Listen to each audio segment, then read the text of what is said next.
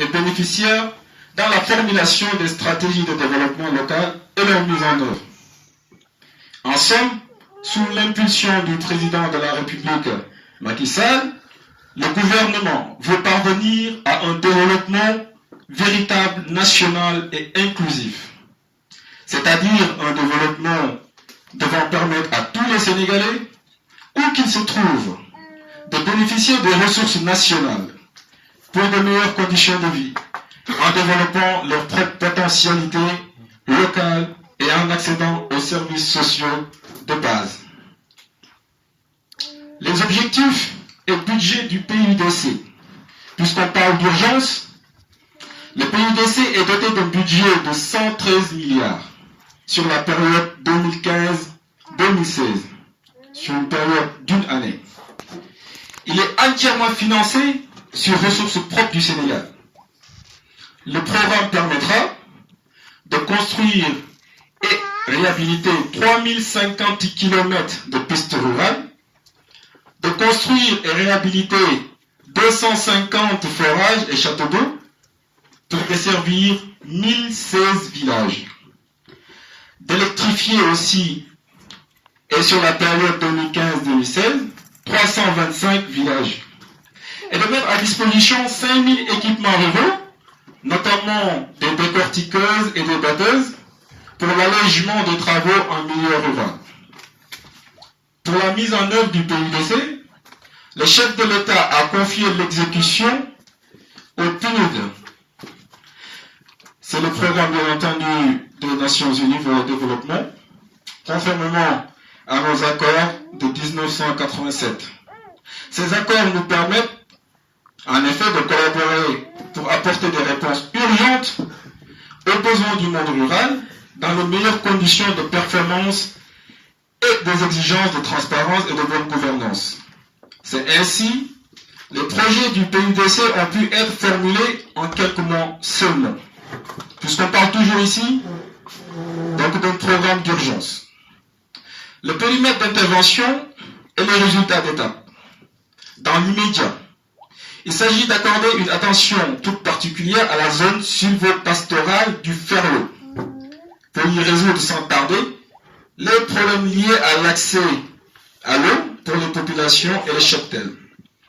Ainsi, sont en train d'être construits 2 forages à haut débit et 2 châteaux d'eau de 1000 mètres cubes chacun, dans les localités de Tessekere et de Dali, ce qui permettra de multiplier par 5 les capacités de stockage de cette zone qui accueille 100 000 têtes de bétail par jour.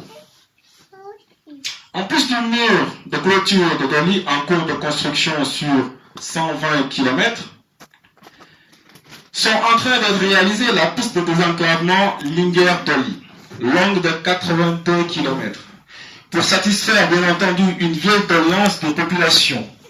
Cette piste permettra également de relier le Ferlo à la vallée du fleuve Sénégal. En outre, l'installation d'unités de transformation et de conservation du lait contribuera à valoriser davantage les potentialités pastorales de cette zone agroécologique.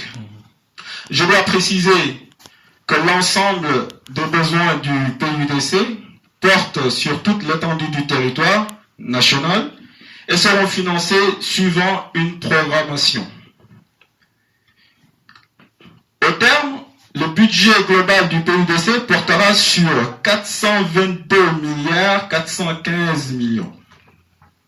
Ce qui permettra de réaliser 8029 km de pistes rurales, 730 forages et châteaux d'eau, en plus des volets d'électrification et d'équipements ruraux.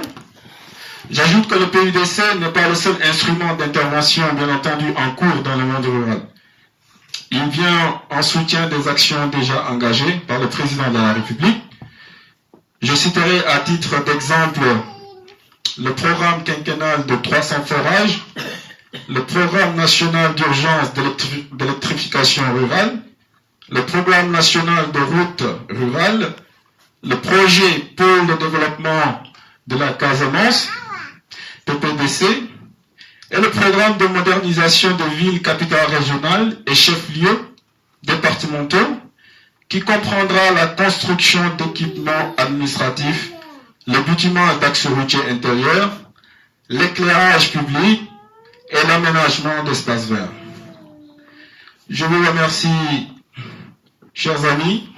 Vive la République, vive le Sénégal.